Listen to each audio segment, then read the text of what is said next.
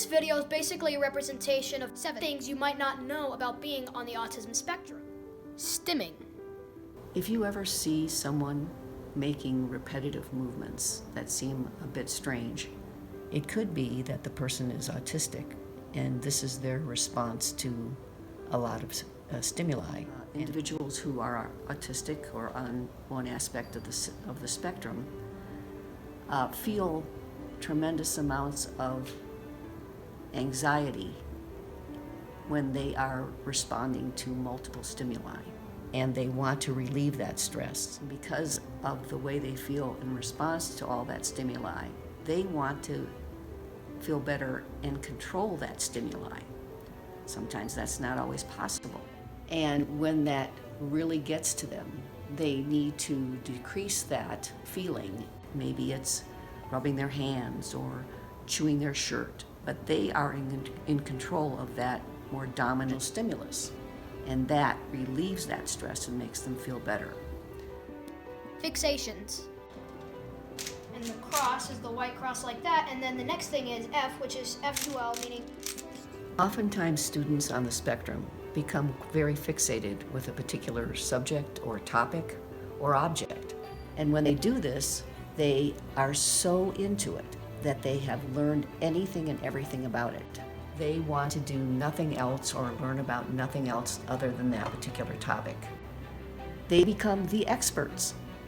The more negative aspect of that is they only focus on that and continually come back to that topic.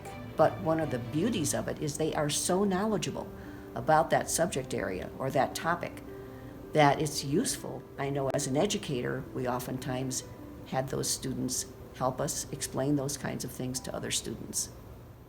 Loud noises. Loud noises can cause a very violent reaction from students on the spectrum. Their entire body responds. Everyone's afraid of fire alarms, for example, but a student who's autistic, it's actually painful to them. You might see them start crying or grabbing their head and shaking it because it's just so horrible. This reaction is more common in younger children, and as children mature, they learn how to cope with it much better. OCD. So for many of us, if something is off, broken, or unfinished, we would do nothing but focus on that thing that needs to be completed and not concentrate on anything else until it is done.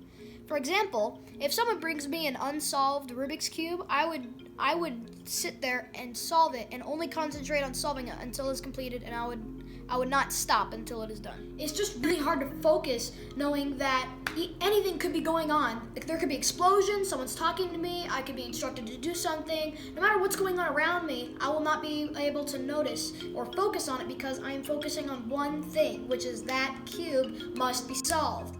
You know what it's like? It's kind of like having a conversation with someone and they put their cup down like this. Now, imagine if you're just talking to them knowing that the cup is like that and that you cannot focus on anything else but that cup, and that you cannot focus on the person talking to you and having that conversation until you do this. How hard would that be? Language interpretation. Interpretation of language is often very challenging for these individuals. They take words and phrases extremely literally. When, for instance, I might say to a student, take a chair, and of course I mean sit down, but they literally go and take a chair and put it somewhere. Fears.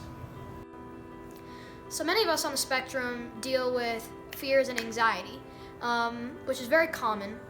But sometimes those fears and feelings will not always make sense.